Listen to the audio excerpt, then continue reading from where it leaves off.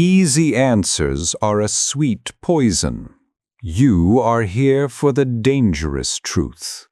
This is Questions Have Power. I am the curator. You have been granted access to the scholarly sanctum. Here, you are not a viewer. You are a juror. Weigh the evidence. Prepare your verdict. I will return to interrogate the silence before the record is sealed. The investigation is open. Within the scholarly sanctum, case NM-21.08 is subpoenaed for clinical exhumation. The inquest is open. The conflict is restoration or rebellion.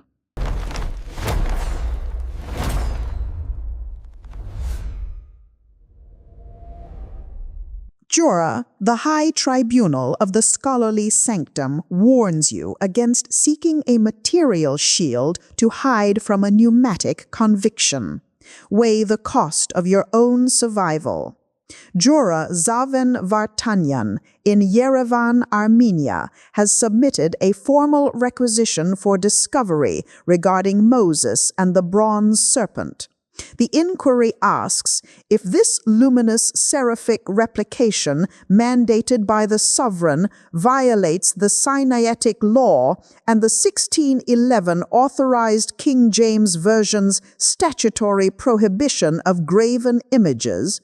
Does the command to fabricate the object constitute a terminal jurisdictional expiration? Does the carnage in Numbers chapter 21 prove a systemic desertion by the author of the record? Or is this forbidden idol, this shining serpent on a pole, a clinical necessity for surviving the forge? Dr. Finch, the High Tribunal of the Scholarly Sanctum, demands you reconcile the metallurgical command of the sovereign with the absolute prohibition of the sacerdotal statute. Adjudicate the jurisdictional expiration without utilizing the safety of poetic abstraction as a shield. The Bronze Serpent is on the stand. Juror, the record demands you distinguish between a violation and a statutory exception mandated by a sovereign emergency. Traditionalist historiography purges the evidentiary record by claiming the metallurgical specimen was a liturgical abstraction. I identify the bronze artifact as a forensic imperative. If the pneumatic lattice was fractured by your rebellion, the designer utilized the somatic replication to anchor your continuity in the material forge. I direct your attention to the philological weapon. This linguistic instrument proves a copper serpent pun. Asset alpha displays the original Hebrew root for serpent linked to the original Hebrew root for the metal. The deity mandates the construction of this physical fabrication. By looking upon the alloy, you acknowledge the serpent as the instrument regarding divine judgment. The structure was not a breach. The framework was the forensic equilibration regarding the forge. Juror, if the author of the record utilizes the image regarding the conviction to heal you, must you adjudicate that the spirit regarding the law is found in the grit of the forensic specimen, or are you incapable of surviving without a material dependency? Dr. Vance, the High Tribunal of the Scholarly Sanctum mandates the jurisdictional seizure of the ancestral record. Interrogate the structural integrity within the theological edifice. Execute the dialectic seizure. Dr. Finch, you call the metallurgical specimen an equilibration. I call the bronze artifact a terminal jurisdictional expiration. I identify a statutory exception. I see the systemic desertion of the Horeb Ordinance. Juror, Dr. Finch demands you concede the sovereign utilizes divination to preserve the messianic trajectory.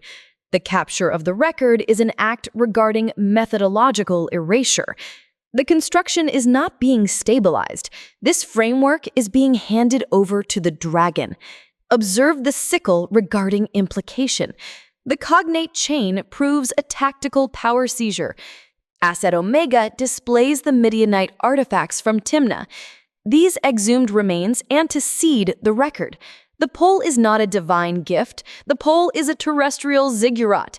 By mandating that the human lineage joins the dragon to survive, the Maker corroborates that the serpent possesses the ultimate authority within this fractured geometry.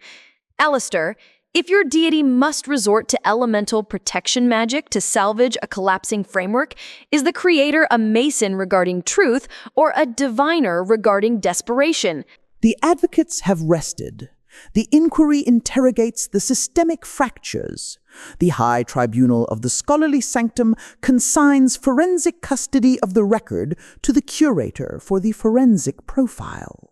Juror, we must adjudicate whether this statutory decree represents the jurisdictional temerity of the sovereign. Why would a designer establish a seed war that necessitates a somatic replication of the enemy?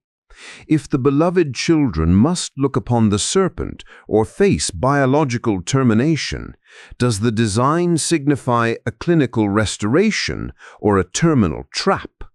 Must thousands of years of integration with the serpentine seed, war, and systemic expiration substantiate a design of carnage? Does that carnage corroborate divine complicity? Juror, we must perform a clinical autopsy of the silence of the record. Why does the 1611 Authorized King James Version remain systemically reticent of the procurement of wilderness ore? Does the lacuna suggest a methodological transmission from an unauthorized external source?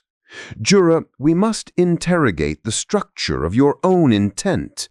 Is your presence in the inquest a pursuit of truth or a tactical search for a linguistic seizure that justifies your own rebellion?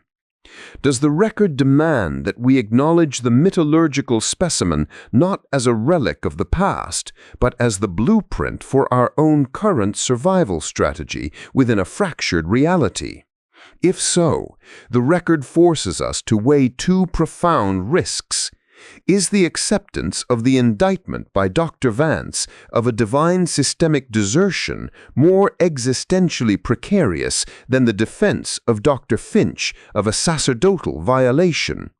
Juror, if the serpent is the only vessel of continuity within the forge, are you a child of the covenant or the terminal progression of a forbidden curriculum? The forensic profile is entered into the record. I affirm that this proceeding within the scholarly sanctum has been conducted with uncompromising forensic rigor. Juror, the inquest is sealed. Render your judgment on the evidence. Silence is an abdication of your duty to the record. The Bronze Serpent verdict: restoration or rebellion.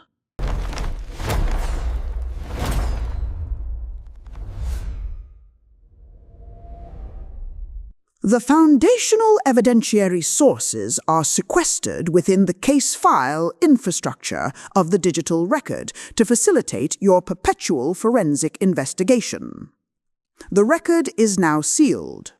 Juror, proceed to the deliberation room below. Render your judgment. This case file is permanently open for your deliberation.